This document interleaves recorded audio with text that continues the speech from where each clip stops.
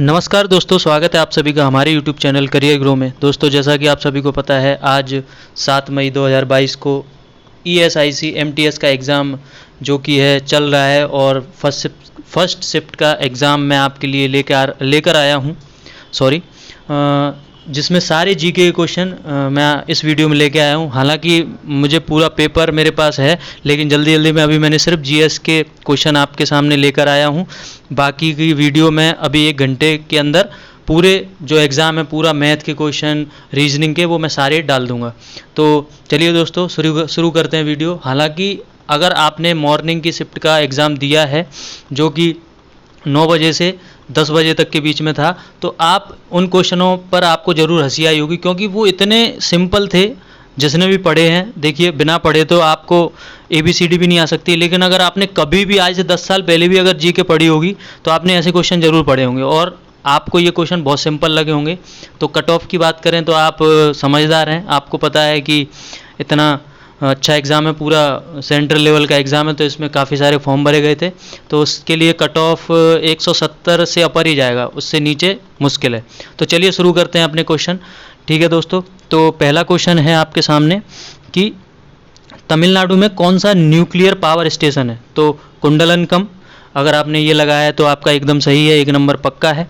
इसके बाद कोयला उत्पादन में प्रथम देश कौन सा है। दोस्तों, प्रश्न काफ़ी सिंपल है। अगर आपने एग्ज़ाम नहीं दिया है और आप इसे देख रहे हो तो आप ये ना समझें कि ये क्वेश्चन आ ही नहीं सकते। आप कोई भी, अगर आपका मित्र कोई भी जैसे आप जानते हो, वो अगर एग्ज़ाम देकर आप पूछ सकते हैं। 25 के 25 क्वेश्चन यही हैं। अगर नहीं हो तो आप वीडियो को डिसलाइक कर दीजिए और चैनल को सब्सक्राइब बिल्कुल मत करना। और अगर आपको लगे कि हाँ एकदम सही है, क्वेश्चन जेन्युइन है, तो आप वीडियो को लाइक करें, कमेंट करके बताएं आपने क्या स्कोर किया और आपके कितने क्वेश्चन सही हैं, और चैनल को सब्सक्राइब जरूर करें जिससे आगे वाली वीडियो आप तक आ सके, क्योंकि हम जेन्युइन पेपर के सॉल्यूशन लेकर आते हैं, पूरा 100% एकदम सही। तो चलिए, अगला क्वेश्चन है कोयला उत्पादन में प्रथम देश। तो जैसा कि लिखा हुआ है चीन, अगर आपने चीन लगाया तो आपका एकदम सही है। विराट कोहली के बाद ODI कप्तान किसे बनाया गया है। दोस्तों, विराट कोहली के बाद आपको पता है कि तीनों फॉर्मेट के जो कप्तान हैं वो रोहित शर्मा है। हालांकि क्वेश्चन में सिर्फ ODI कप्तान पूछा गया था, तो वो भी रोहित शर्मा है। हालांकि आजकल विराट कोहली और रोहित शर्मा दोनों का जो फॉर्म है वो काफ़ी फ्लॉप चल रहा है, तो मुझे लग रहा है कि अगर ऐसा ही चलता रहा तो जल्दी ये क्वेश्चन और बदल जाएगा। फिर उसमें आएगा रोहित शर्मा के बाद ODI का कप्तान कैसे बनाया गया। तो चलिए, आशा करते हैं कि वो अच्छा खेलेंगे और वर्ल्ड T20 हमें जिता के लाएंगे। तो चलिए, अपन क्वेश्चनों की आगे बात करते हैं। अगला क्वेश्चन है ज़मीन के अंदर इनमें से क्या नहीं उगता। तो काफ़ी, अगर आप किसान पुत्र हैं, वैसे कि भारत में काफ़ी सारे हैं, लेकिन किसी किसी को नहीं पता रहता, तो ये क्वेश्चन उनके लिए टफ है। लेकिन जिन्होंने नहीं पढ़ा उनके लिए ये, अगर वो किसान के बेटे हैं या थोड़ी बहुत भी उनने करा तो नहीं पढ़ा वो भी कर देगा इसको। तो गाजर, मूली, आलू और खीरा। हालांकि 5 ऑप्शन आते हैं, तो 5वां ऑप्शन क्या था, लेकिन खीरा इसका एकदम सही है। खीरा जो है पेड़ के ऊपर लगता है, बाकी सब नीचे लगते हैं ये ज़मीन के अंदर। सुनील छेत्री, आपको पता है Sunil Chhetri star football player, इनके ऊपर एक क्वेश्चन आया था। हालांकि अगर इंडिया टीम के बाकी किसी जो फुटबॉल के प्लेयर, अगर उनमें से किसी का नाम आ जाता तो ये क्वेश्चन इतना टफ हो जाता कि शायद कोई भी नहीं कर पाता। लेकिन सुनील छेत्री, आपको पता है, हमारी फुटबॉल टीम के कप्तान हैं, तो उनके बारे में क्वेश्चन आया था कि सुनील छेत्री किस खेल से संबंधित है। तो फुटबॉल, काफ़ी सिंपल आंसर है इसका, हीराकुंड बांध। इसमें महानदी उड़ीसा पे है दोस्तों। हालांकि हीराकुंड जो बांध है वो, अगर आपने नहीं पढ़ा तो आपके दिमाग में आता है या तो हरियाणा या पंजाब, क्योंकि इस तरह का इसका नाम है। लेकिन मैं आपको बता दूं ये क्वेश्चन सिंपल क्यों हो गया, क्योंकि ऑप्शन में पंजाब था ही नहीं। तो दोस्तों, फिर आप समझ ही सकते हैं, महानदी उड़ीसा में ये बांध है। इसके बाद है वर्ल्ड बैंक कहाँ पर है।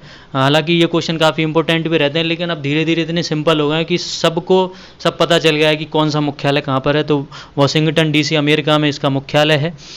इसके बाद है पेक्योंग झील। अगर आपने भारत की झील पढ़ रखी है, नदियाँ, तो आपके लिए सिंपल है, सिक्किम में है पेक्योंग झील। इसके बाद है पहला नोबेल पुरस्कार किसे मिला। तो रविन्द्रनाथ टैगोर, इनको पहला नोबेल पुरस्कार मिला था। अगला प्रश्न है लौह पुरुष किसे कहते हैं। तो भाई, गुजराती लोग, जैसा कि आपको पता है, सबसे लंबी मूर्ति, सबसे ऊंची प्रतिमा इनकी ही है, सरदार वल्लभ भाई पटेल। इनको भारत का लौह पुरुष कहा जाता है। इसके बाद है अभ्यगाना शाकुंतलम के रचयिता कौन है। तो कालिदास, जिनको भारत का शेक्सपियर कहा जाता है, कालिदास ने लिखा था। इसके बाद है जस्टिन ट्रूडो किस देश के PM हैं। तो आपको पता है ये कनाडा के पीएम अभी अभी बने हैं कुछ समय पहले, जस्टिन ट्रूडो। तो अगर आपने कनाडा किया है तो आपका एकदम सही है। इसके बाद है इनमें से कौन सा क्रिकेट से संबंधित नहीं है। उसमें 4-5 शब्द दिए गए थे, लेकिन जो सही ऑप्शन है वो पेनल्टी स्ट्रोक था। हालांकि उसमें बाउंड्री, मेडन ओवर, ऐसा फॉल्ट ऐसे कुछ वो थे, लेकिन पेनल्टी स्ट्रोक क्रिकेट में नहीं होता, तो ये एकदम सही था। बाकी के जो ऑप्शन थे वो गलत थे। इसके बाद अगला प्रश्न है भागड़ा नागल बांध किस नदी पर है। इससे पहले आया था हीराकुंड बांध किस राज्य में है, और ये आया था किस नदी पे। तो ये सतलुज नदी पे है दोस्तों। अगर आपने सतलुज नदी लगाया है तो आपका एकदम सही है। चलिए बढ़ते हैं आगे के प्रश्न की तरफ। तो आगे के प्रश्न है, आगे का प्रश्न है विश्व तंबाकू निषेध दिवस कब मनाया जाता है। दोस्तों अगर आपने पढ़ रखा है तो 31 मई को विश्व तंबाकू निषेध दिवस मनाया जाता है। इसके बाद भारत का सुप्रीम कोर्ट कहाँ है। अब दोस्तों ऐसे प्रश्न आए हैं, मतलब मुझे बताने में भी ऐसा लग रहा है जैसे मैं मतलब व्यूज़ के लिए ये वीडियो बना रहा हूँ, लेकिन मैं क्या करूँ। आपको अगर हंसना है, आपको गालियाँ देनी है तो आप वीडियो पे मत देना प्लीज़।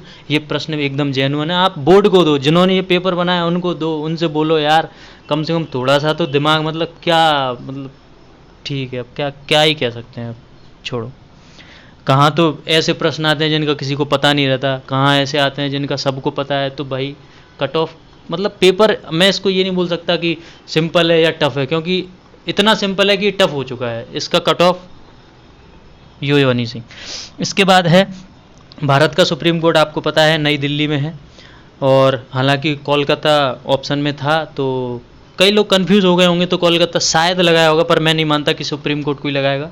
ये नई दिल्ली में। इसके बाद है इसरो का फुल फॉर्म। दोस्तों आपको पता ही है इसरो का full form Indian Space Research Organisation इसका फुल फॉर्म है। और अभी तक जो के सिवान थे इसके चेयरमैन वो हट गए हैं, अभी नए चेयरमैन बन गए हैं, आप गूगल कर सकते हैं। अगर ये प्रश्न आता तो शायद वो टफ हो जाता, लेकिन इसरो का फुल फॉर्म पूछना था भैया, सिंपल बनाना है पेपर।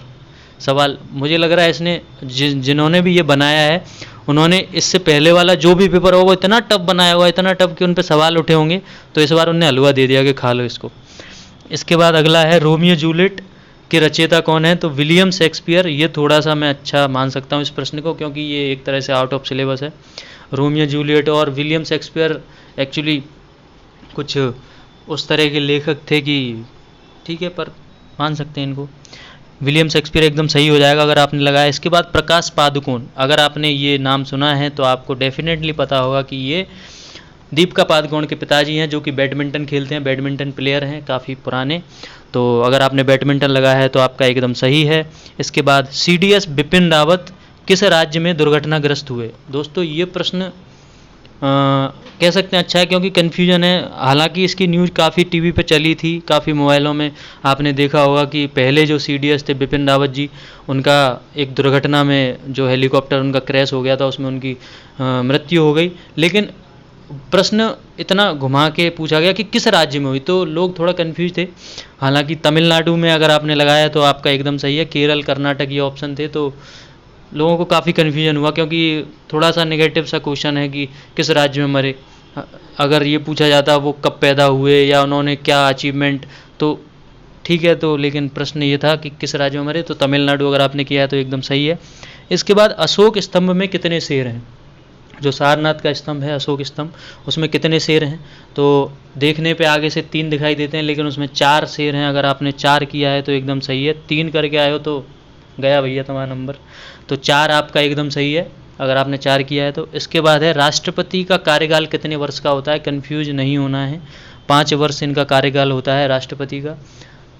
दोस्तों उसमें 6 वर्ष ऐसे एक ऑप्शन थे, तो 5 वर्ष अगर आपने लगाया तो एकदम सही है। प्रश्न काफ़ी सिंपल थे, काफ़ी हल्के प्रश्न थे। मतलब अमेरिका की राजधानी आपको पता ही है, वाशिंगटन DC अमेरिका की राजधानी है। भाई इसको थैंक यू बोल देना यार जिसने भी पेपर बनाया। ये मुझे लग रहा है LKG का पेपर दे दिया है।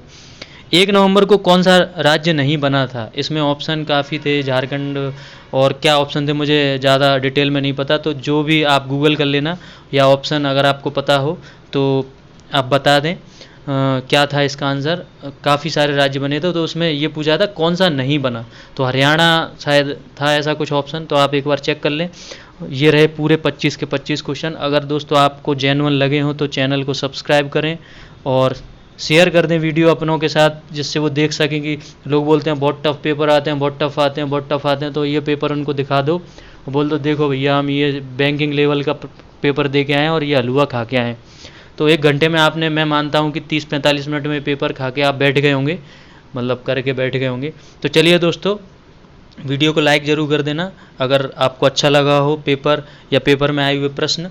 और अगला मैं वीडियो 1-1.5 घंटे के अंदर डाल दूंगा, जिसमें मैथ, जीके के तो हो ही गए, मैथ, रीजनिंग और इंग्लिश के प्रश्न होंगे। तो चलिए दोस्तों, गुड लक और जय हिंद, जय भारत।